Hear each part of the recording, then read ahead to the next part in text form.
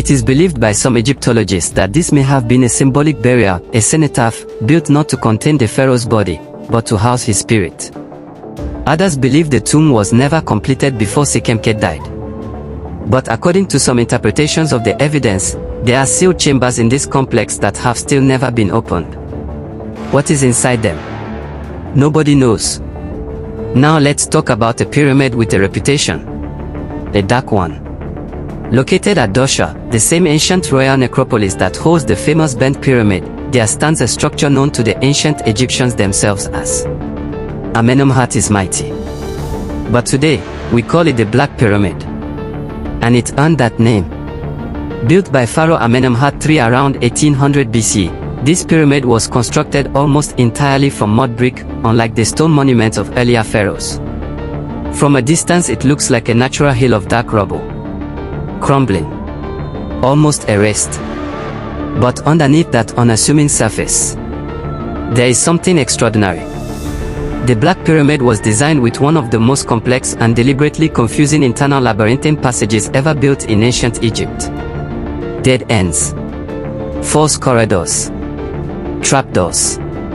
It is believed this was intentional, an architectural security system designed to trap and disorient tomb robbers. And yet, tomb robbers still got in. But here is what they couldn't have expected. When archaeologists explored the interior in the 19th century, they discovered the remains of two queens buried alongside the pharaoh, buried deeper and more securely than he was. Their burial chambers were harder to reach than the king's own. Why would a pharaoh build a tomb where the queens were more protected than himself? According to some interpretations, it may reflect a belief that the queens were sacred intermediaries, their bodies more spiritually vital to the resurrection ritual than the pharaoh's own. The Black Pyramid also allegedly inspired fear among local communities for centuries after its abandonment. It is said that nearby villagers refused to approach it after dark. That strange sounds, like wind through deep underground chambers, could be heard even on still nights. Whether those stories are legend or memory, the Black Pyramid still stands. Still dark. Still holding its secrets. Now I need to take you out of Egypt entirely. Because one of the greatest pyramid civilizations in all of African history was not Egyptian. Travel south along the Nile, deep into what is now Sudan, and you will find the ruins of the ancient kingdom of Kush. A civilization that rivaled Egypt. That conquered Egypt. That produced pharaohs of their own. And that built over 200 pyramids. More pyramids than Egypt itself. The royal pyramids of Meroe, the capital of the Kushite Empire, were deliberately different from Egyptian designs. They are taller, narrower, steeper. Some scholars believe this was intentional, a statement of independence. A Nubian architectural identity, distinct and proud. But here is what history tried to erase. For centuries, European scholars refused to acknowledge the Kushite pyramids as the achievement of an advanced African civilization. Some claimed they were imitations of Egypt. Others ignored them entirely. It wasn't until the late 20th century that the full sophistication of the Meroitic civilization, with its own written script, its own theology, its own royal lineage of warrior queens called Kandaks, began to receive serious academic attention. According to oral traditions preserved in Sudanese communities, the pyramids of Meroe are not just tombs. They are believed to be spiritual antennas, structures designed to channel the power of the desert sun into the burial chambers, ensuring the eternal power of the rulers within. Over 50 of them were damaged or partially destroyed in the 1800s by an Italian treasure hunter named Giuseppe Follini, who tore off the tops of several pyramids searching for gold. He found some jewelry. He destroyed irreplaceable history. The wound is still felt in Sudan today. But the pyramids we've covered so far, they have all been found, documented, named. What comes next is different. Because the next pyramid on this list was hidden not by sand, but by the city built directly on top of it. And it may have been built by a pharaoh history tried to completely delete. In 1843, a German archaeologist named Carl Richard Lepsius was cataloging ancient sites along the Nile. He documented a pyramid, now labeled Lepsius Pyramid No. 1 in his records, at a location called Abu Roash, north of Giza. He noted its position. made rough measurements. And then, for over a century, it was largely forgotten. When modern researchers returned to the site, they found something strange. The pyramid wasn't there. Not destroyed. Not collapsed. Gone. Or more precisely, buried. Over the course of a century and a half, wind-driven sand had completely swallowed whatever remained of the structure. Abu Roash itself is a deeply strange site.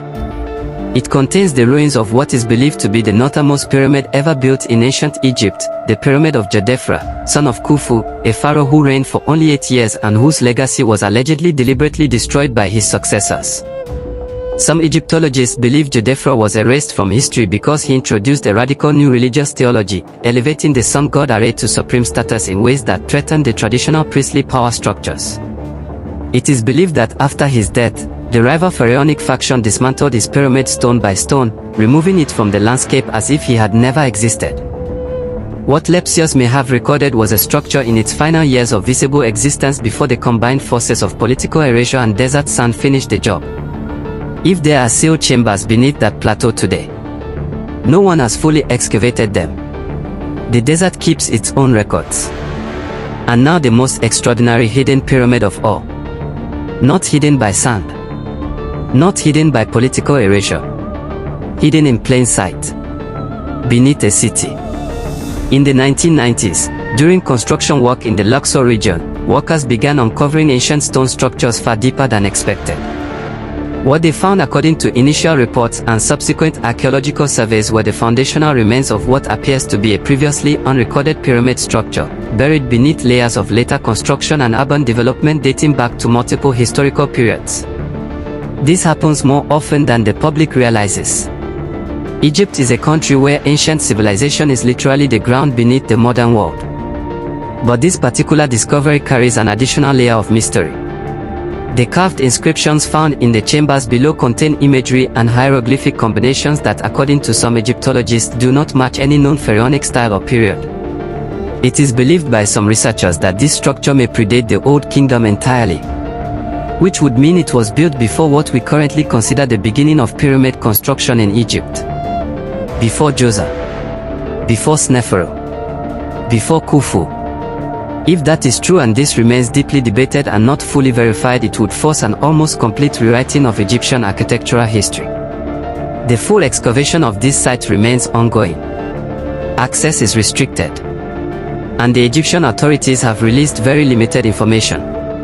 Some archaeologists believe the restriction is bureaucratic and logistical.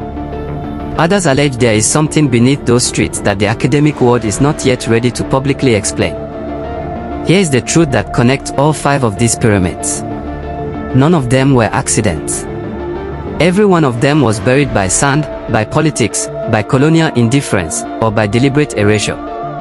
The pyramids that survive in our textbooks. They survived because they were too big to hide. But the ancient African world was vast. It stretched from the Nile Delta to the highlands of Nubia. It built in stone and mud, brick and memory. And for every pyramid we know, there are structures still sleeping beneath the sand, beneath the cities, beneath the very ground we walk on. It is believed by scholars, by local communities, and by those who study the oral traditions of the Nile Valley that we have not yet found the most important ones. That the greatest secrets of ancient African civilization are not in museums. They are still in the earth, waiting. So here is the question I want you to carry with you. When we talk about hidden pyramids, who did they hide in? Sometimes it was the desert. Sometimes it was colonialism. Sometimes it was a rival pharaoh trying to erase a name from eternity. But the structures remained. Because stone remembers what people try to forget. And these ancient African builders, whoever they were, whatever era they belonged to, they built for permanence. They built for you. For this moment. For this generation. The question is whether we are paying attention. I want to hear from you right now. Which of these 5 hidden pyramids shocked you the most? The sealed empty sarcophagus of Saqqara. The Black Pyramid and its labyrinth of traps. The pyramids of Meroe, more numerous than Egypt and still barely known. Or the pyramid allegedly buried beneath a modern city with secrets still locked inside? Tell me in the comments. And if you've ever visited any of these sites, or if you have a family story connected to this region, share it. This community is a place where African history comes alive. Like this video if it taught you something the textbooks didn't. And share it, because this history was hidden long enough. In my next video, I'm going to take you inside the most mysterious sealed chamber in all of ancient Egypt. A room that Egyptologists have known about for decades, but have never fully opened. What is behind that sealed door has been theorized, debated, and allegedly suppressed. And I am going to lay out everything we know, and everything we aren't being told. Subscribe right now and make sure your notifications are on. Because that video goes somewhere most channels are afraid to go. The ancestors built these structures for a reason. And we are just beginning to understand why.